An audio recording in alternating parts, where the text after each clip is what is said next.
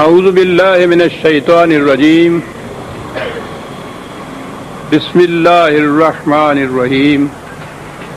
عزیزان مان، آج اکتوبر 1981 کی 30 تاریخ ہے اور درس قرآن کریم کا آغاز سورہ الجاثیہ سے ہو رہا ہے، 45ویں سورت 45۔ پچھلے جمعے کو درس کا ناغہ رہا تھا اور اس پہ وہ 44ویں سورت کا خاتمہ ہوا تھا۔ سورت کی ابتدا ہوتی ہے حامیم تنزیل الکتاب من اللہ العزیز الحکیم۔ پہلے دو حرف تو وہی مقطعات ہیں اور آپ کو معلوم ہی ہے، اس سے پہلے یہ بیشتر مقامات پر آ چکے ہیں، اور میں اپنی بصیرت کی روح سے جو ان کے معنی کیا کرتا ہوں وہ یہی ہے کہ خدائے حمید و مجید کا ارشاد ہے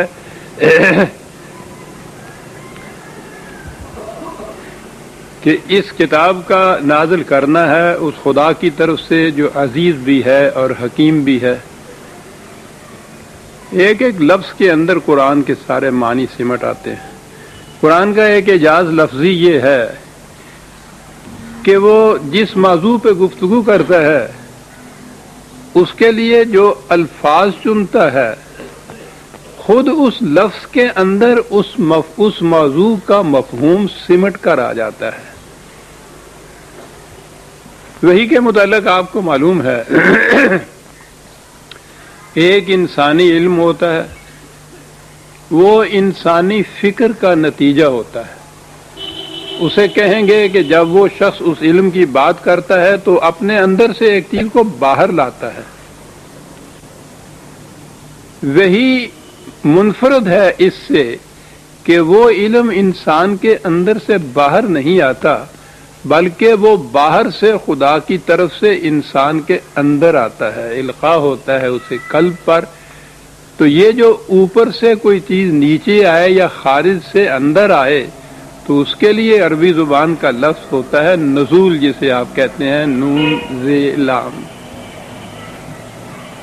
تو قرآن کریم کے متعلق یہی نزول کا لفظ ہر جگہ وہ آیا ہے، تو خود اس لفظ کے اندر وہ وحی کی جو تخصیص ہے کہ یہ علم پیغمبر کی اپنی فکر کا نتیجہ نہیں جو اندر سے باہر آئے، بلکہ یہ اسے خارج سے ملتا ہے، اوپر سے نیچے آتا ہے، خدا کی طرف سے قلب نبوی پر اس کو القاء کیا جاتا ہے۔ تو خود اس لفظ کے اندر یہ چیز موجود ہوئی کہ یہ فکر انسانی کی تخلیق نہیں ہے، خارج سے ملا ہوا ایک علم ہے۔ اور پھر عربی زبان عجیب خصوصیات ہیں اس زبان کی، یہ جسے باب کہتے ہیں یہ اسی زبان کی خصوصیت ہے، اور اس سے یہ بڑی سائنٹیفک زبان تھی۔ یہ تو ایک مادہ ہو گیا نون ز لام نزول، جس کے معنی ہوئے کسی چیز کا خارج سے اوپر سے نیچے آنا۔ اب اس کے عربی زبان میں ابواب ہوتے ہیں، ہر باب کی الگ خصوصیت ہوتی ہے، اسی مادے سے مختلف باب جو بنتے ہیں ہر باب کی ایک خصوصیت ہوتی ہے۔ یہ باب ہے تفعیل، میں گرامر کی تفصیلات میں نہیں جانا چاہتا۔ باب تفعیل جو ہے اس سے یہ لفظ ہے تنزیل، آپ دیکھتے ہیں اسی وزن کے اوپر ہے یہ تفعیل تنزیل۔ تو یہ جو تفعیل کا باب ہے اس کا خاصہ ہوتا ہے کسی چیز کا بتدریج آہستہ آہستہ تکمیل تک پہنچنا۔ اب باب جو مادہ ہوا نون ز لام، اس کے تمہارے معنی ہوئے خارج سے کسی علم کا داخل ہونا، اور جو باب استعمال کرتا ہے قرآن وہ ہے باب تفعیل تنزیل الکتاب، جس کے معنی ہے بتدریج آہستہ آہستہ کسی چیز کا تکمیل تک پہنچنا۔ قرآن کریم میں بڑی مختصر سی کتاب ہے، لیکن یہ 23 سال کے عرصے میں تکمیل تک پہنچی۔ تو اس میں سبک روی، آہستہ روی اور تدریج خود اس کی تاریخ ہے۔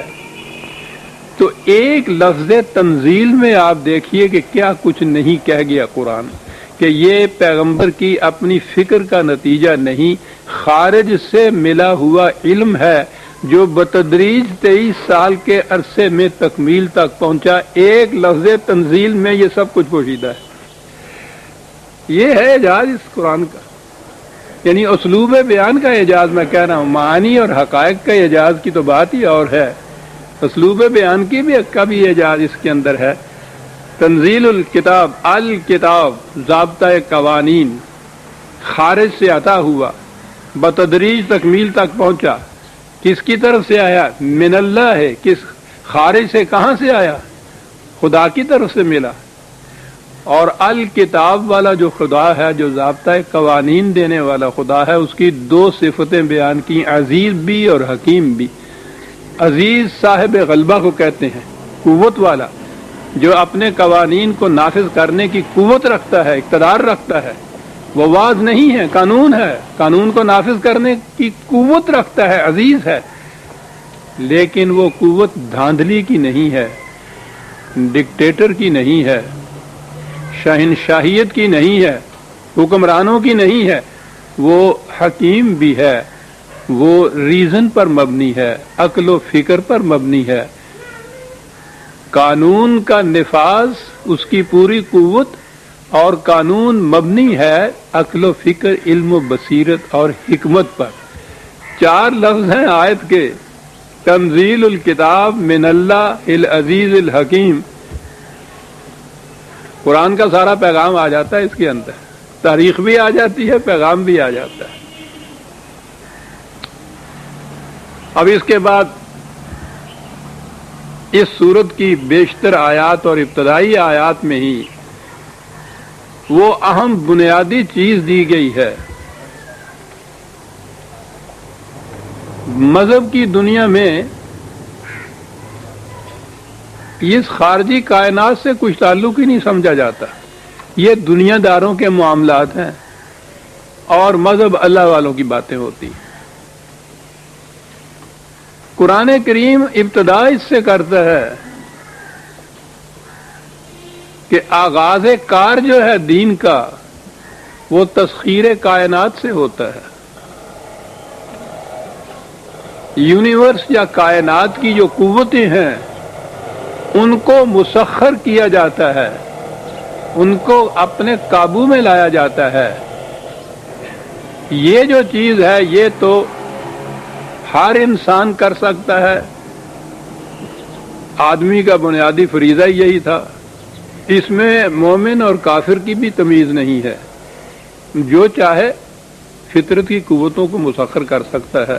اور آگے بات آتی ہے جہاں فرق شروع ہوتا ہے کفر اور اسلام کا، کہ ان فطرت کی ان قوتوں کو قرآن کی اقدار کے مطابق صرف کرنا جو ہے یہ ہے مومن کا فریضہ، اور اپنی مرضی کے مطابق اپنے مفاد اور اپنے اغراض کے لیے صرف کرنا یہ ہے کافر کا نتیجہ۔ اور کفر و اسلام یہاں آتا ہے، پہلی جو شرط ہے وہ انسان کے لیے ہے، لیکن یہ جو اگلی بات ہے کہ ان قوتوں کو اقدار خداوندی کے مطابق صرف یا استعمال کرنا، یہ جو چیز ہے یہ ہے جہاں میں نے کہا کہ مومن ہوتا ہے انسان۔ اگر یہ قوتیں مسخری نہ کی جائیں تو یہ استعمال کن چیزوں کو کرے گا؟ تو یہ مومن کس طرح سے ہو سکے گا؟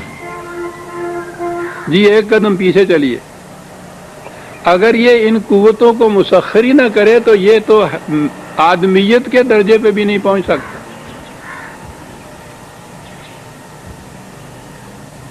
انسان یا آدمی کی خصوصیت بتائی ہے کہ وہ فطرت کی قوتوں کو مسخر کر سکتا ہے، حیوان نہیں یہ کر سکتا۔ حیوان کے اندر تو جو اپنی قوتیں ہوتی ہیں صرف وہی قوتیں ہوتی ہیں، وہ فطرت کی قوتوں کو مسخر نہیں کرتا۔ یہ انسان کی خصوصیت ہے کہ وہ فطرت کی قوتوں کو مسخر کر سکتا ہے، تو جو فطرت کی قوتوں کو مسخر ہی نہ کریں وہ تو سطح انسانیت کے اوپر ہی نہیں آ سکتے۔ اور جو فطرت کی قوتوں کا مسخر ہی اس نے نہیں کیا جیسا میں نے ابھی کہا ہے، ان قوتوں کا خدا کے اقدار کے مطابق استعمال کرنے کا سوال ہی پیدا نہیں ہوتا، اس کے پاس ہی کچھ نہیں ہوتا تو وہ برتے گا کیا؟ تو مومن ہونا تو اگلا قدم تھا اس کا۔ تو مومن ہونے کے لیے پہلا قدم انسان ہونا ہے، اور پھر انسان ہونے کے بعد اگلا قدم مومن ہونا ہے۔ یہ ہے دین۔ وہ قوم کہ جو فطرت کی قوتوں کو اس طرح سے مسخر نہ کرے اور اس میں بھی دوسروں کی دست نگر نہ ہو، وہ ٹھیک کہا اقبال نے کہ بعد میں نہ رسیدی خدا چے میں جوئی۔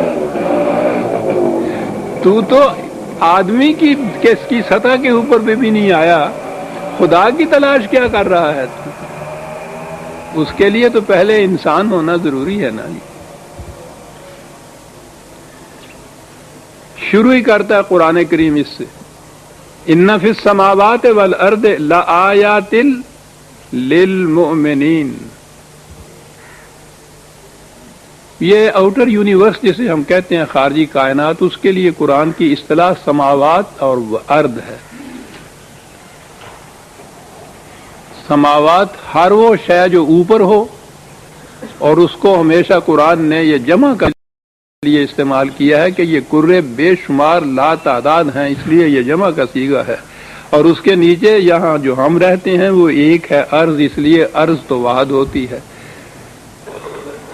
اور سماوات جو ہیں وہ جمع ہوتے ہیں۔ یہ الگ چیز ہے کہ قرآن نے ایک نقطہ عظیم بیان کیا ہے، اس نے کہا ہے کہ ہر ارض کا ایک سما ہوتا ہے، ہر سما کی ایک ارض ہوتی ہے۔ اوپر والے کرے سے جو کرہ بھی نیچے ہوگا وہ اس سما کی ارض ہوگا، اور یہ نیچے والے کرے سے جو کرہ بھی اوپر ہوگا وہ اس ارض کا سما ہوگا۔ قرآن نے یہ بھی بتایا ہے۔ تو وہ سماوات والارض خارجی کائنات کو کہتا ہے۔ سماوات والارض میں آیات ہیں مومنین کے لیے۔ تو آپ نے دیکھا پہلی خصوصیت مومن کی کیا ہے،